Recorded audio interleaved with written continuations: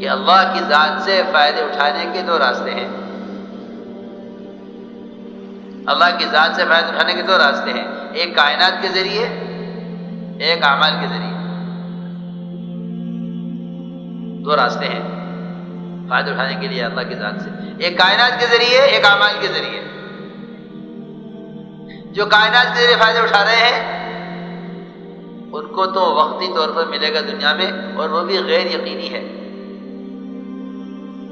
اسباب کے راستے سے اللہ سے لینے والوں کو وقتی طور پر ملے گا اور غیر یقینی ہے، اور اعمال کے راستے سے لینے والوں کو بار بار ملے گا، یقینی ہے، اور دنیا میں ملے گا، آخرت میں ملے گا. یہ اللہ تعالیٰ کا دستور ہے، من کان یرید حرث الآخرۃ نزد بحرثہ ومن کان یرید حرث الدنیا نؤتیہ منها وما له فی الآخرۃ من نصیب. کہ اللہ کا دستور یہ ہے کہ جو آخرت میں چاہیں گے، آخرت والے اعمال کے ذریعے ان کو دنیا میں بھی دیں گے، آخرت میں بھی دیں گے، اور جو دنیا میں چاہیں گے اعمال کے بغیر ہم ان کو دنیا میں دیں گے، آخرت میں کوئی حصہ نہیں ہوگا. سمجھنا چاہیے، اس کو سمجھنا چاہیے بہت دھیان سے کہ دو راستے ہیں قدرت سے فائدہ اٹھانے کے، ایک احکام کے ذریعے، ایک اسباب کے ذریعے. اگر اسباب کے ذریعے فائدہ اٹھاتے ہیں اللہ تعالیٰ ان کو اسباب میں دے کر دنیا میں دے کر نمٹا دیں گے، اور ان کو اسباب میں دیں گے اور غیر یقینی ہے. بھینس نے آج دودھ نہیں دیا، آج بھینس نے دودھ، سنو، آج بھینس نے دودھ نہیں دیا. کیوں کہ نہیں دیا؟ اللہ کا حکم. آج بھینس نے دودھ نہیں دیا، آج بھینس نے دودھ دے دیا ہے، اب اس کو دودھ دے دیا ہے، اب دوبارہ دودھ نہیں ملے گا، اب شام کو ملے گا. سنو، یہ ہے اسباب.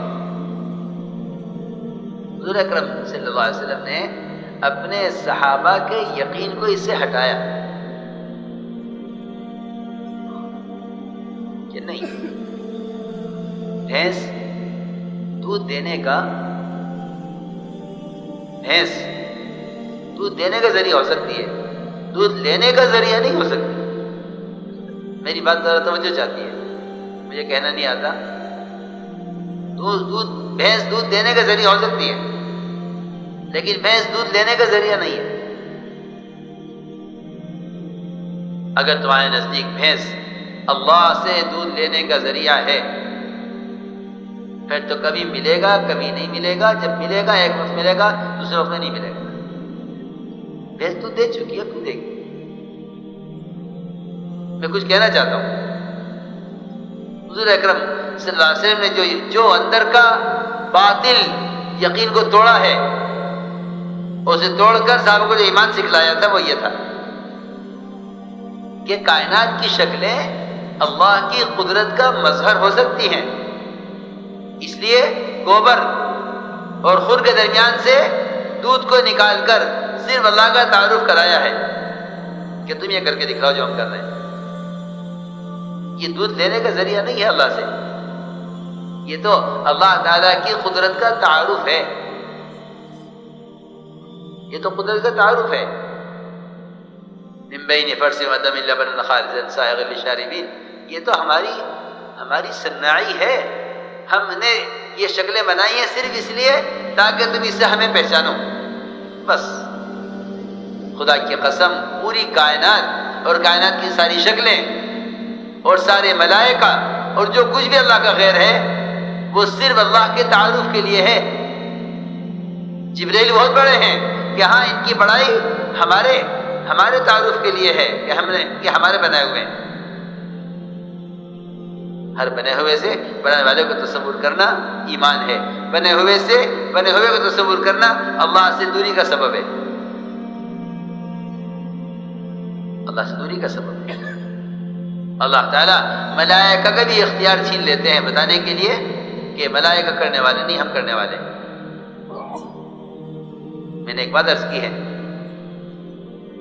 کہ جو شکلیں ہیں کائنات کی یہ اللہ کے تعارف کے لیے ہیں بس. اس سے زیادہ کوئی ان کی حیثیت نہیں ہے. اللہ سے لینے کا ذریعہ نہیں ہے یہ کائنات کی شکلیں کہ زمین سے غلہ اور بھینس سے دودھ اور عورت سے جو ہے دکان سے آمدنی اور زمین سے غلہ نہیں.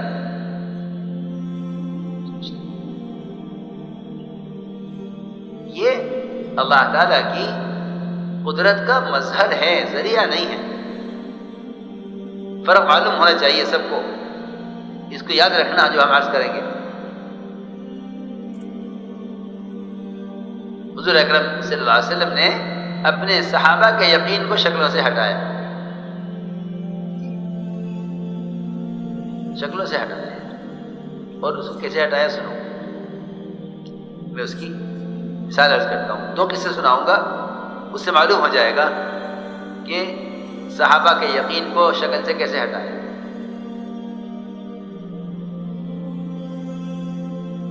حضور اکرم صلی اللہ علیہ وسلم کا معمول تھا کہ آپ عشاء کی نماز تاخیر سے پڑھتے اپنی مسجد میں. تہائی رات تک عشاء مؤخر ہوتی تھی. تہائی رات کا مطلب یہ کہ 11، 11:15، 11:30. یہ نہیں کہ وہ 7 بجے عشاء ہو گئی پھر جا کے پڑھ کے گھر میں آدمی کھیل کود میں اور دنیا کی باتوں میں اور اسی میں جب چاہت سو گئے. نہیں، عشاء کے بعد سونے کا وقت نہیں. ہم نے ساتھیوں سے کہا کہ عشاء کے بعد ملاقاتیں کر لیا کرو. تمہیں لوگ ملیں گے ہوٹلوں پہ، بینچوں پر بیٹھے ہوئے دنیا کی باتیں کرتے ہوئے. عشاء کے بعد ملاقاتیں کر لیا کرو.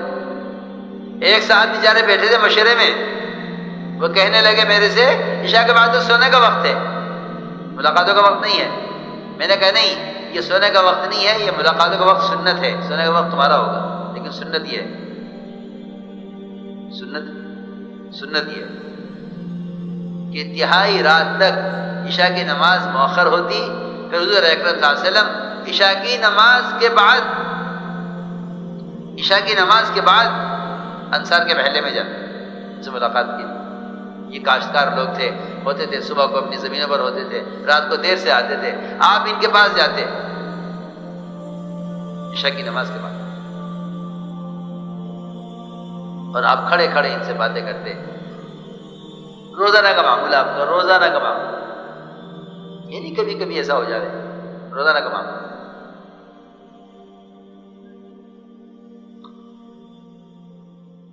تو معمول یہ تھا کہ آپ انصار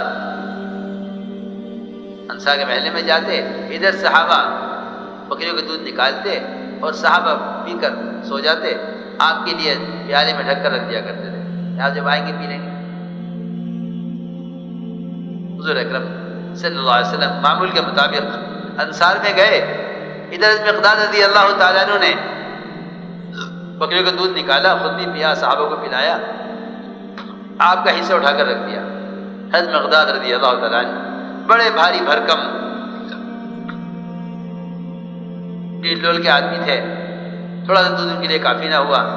جو رکھا ہوا تھا آپ کا حصہ، خیال آیا کہ اسے بھی پی لو. شیطان نے کہا ہاں پی لو، کیونکہ اللہ کے نبی تو انصار میں گئے ہوئے ہیں اور انصار آپ کے اکرام کیے بغیر آپ کو واپس کریں گے نہیں، یہ دودھ بھی تم پی لو. کہ حضرت مردہ فرماتے پہلے شیطان نے مجھے پینے پر آمادہ کیا اور جب میں نے دودھ پی لیا تو پھر شیطان نے مجھے ملامت کی. پھر آیا شیطان کہ تو نے دودھ پی لیا ہے، اللہ کے نبی کا حصہ رکھا ہوا، اب اللہ کے نبی تشریف لائیں گے اور دیکھیں گے دودھ نہیں ہے پیالے میں، وہ تیرے لیے بدعا کریں گے، تو ہلاک ہو جائے گا. فرماتے ہیں میرے ساتھ دودھ پی کے سو گئے اور میں ہلاکت کے انتظار میں اور ہلاکت کے خوف میں کروٹیں بدلتا رہا، جاگتا رہا. آپ تشریف لائے، سیدھے پیالے کی طرف بڑھے، پیالہ کھول کر دیکھا اس میں دودھ نہیں تھا. آپ نے دونوں ہاتھ اٹھائے دعا کے لیے. میں سمجھ گیا کہ تیرے لیے بدعا ہو رہی ہوگی. میں آگے بڑھا، میں نے سنا کہ آپ کیا دعا مانگتے ہیں. آپ صلی اللہ علیہ وسلم دعا میں کہہ رہے تھے اللہم اطعم من اطعمنی واسق من سقانی. اے اللہ جو مجھے پلایا تو اسے پلا، جو مجھے کھلایا تو اسے کھلا. تو یہ دعا جب مانگتے ہیں، جب ہم کسی کے یہاں کھانا کھاتے ہیں جا کر، جی ہاں، اور آپ نے یہ دعا جب مانگی ہے جب کوئی دوسرا آپ کا دودھ پی گیا، آپ نے سودی دعا مانگی. چنانچہ حضرت مقداد اٹھے، چھری اٹھائی، عرض کیا کہ یا رسول اللہ دودھ تو ختم ہو گیا ہے، دودھ تو ہے نہیں. جو میں سمجھانا چاہتا تھا کہ دودھ تو ہے نہیں، دودھ تو ختم ہو گیا. بکری ہے، اس کا دودھ نکل گیا، اب دوسرے وقت میں دے گی۔ میں بار بار سمجھانا چاہتا ہوں، ہم جس رخ پر چل رہے ہیں نا، ہم نے محض اپنے اللہ کے درمیان ان شکلوں کو ذریعہ بنا لیا ہے اور سمجھتے ہیں کہ کائنات اللہ کا ضابطہ ہے، حالانکہ کائنات اللہ کا ضابطہ نہیں ہے، اللہ کا ضابطہ اللہ کا دین ہے۔ کائنات ضابطہ نہیں ہے، دین ضابطہ ہے۔ تو میں مقداد کیا کہاں جا رہے ہو؟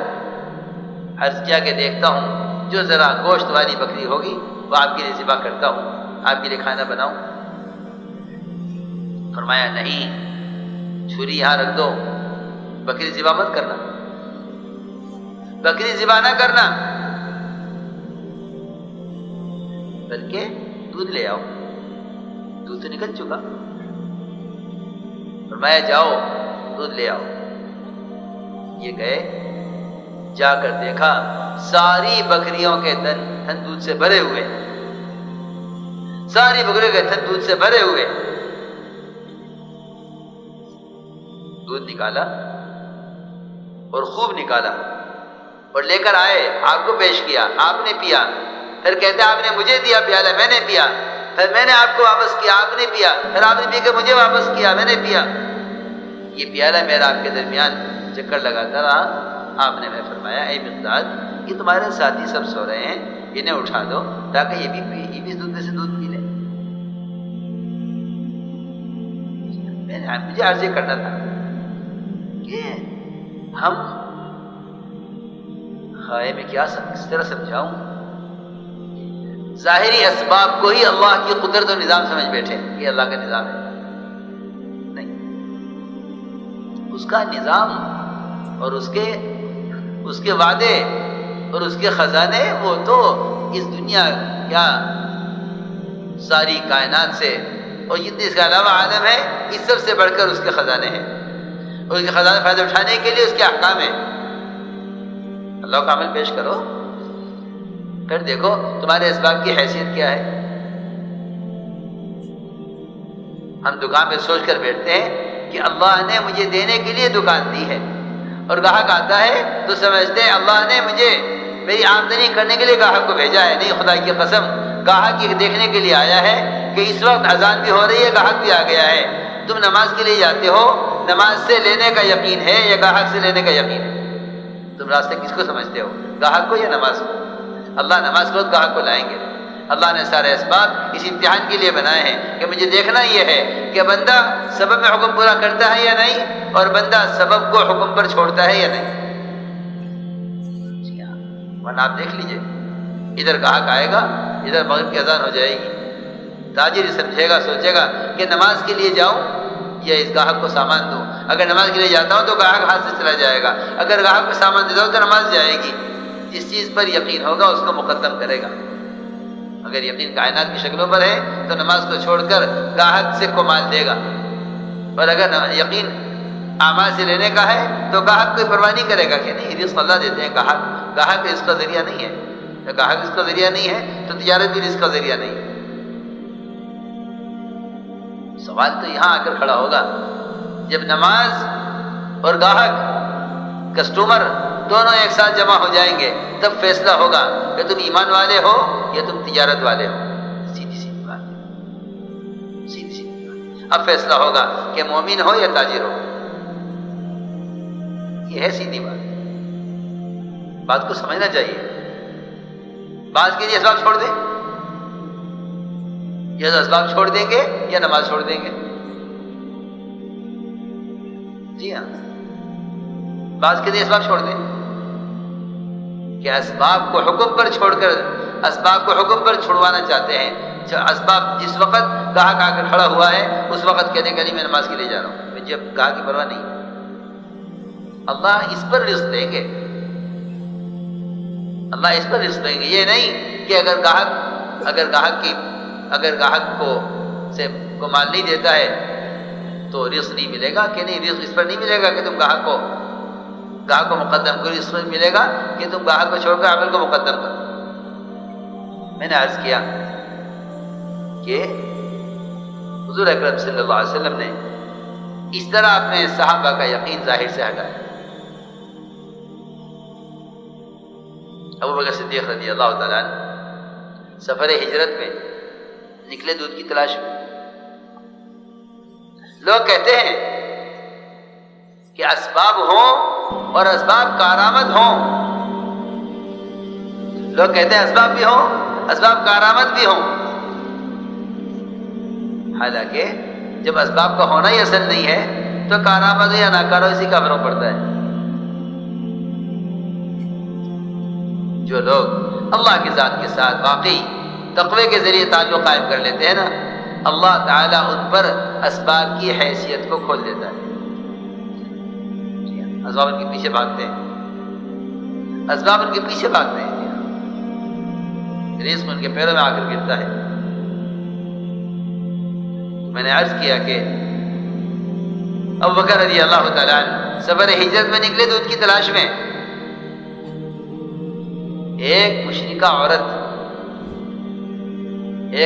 عورت وہ ریوڑ چراتی ہوئی ملی۔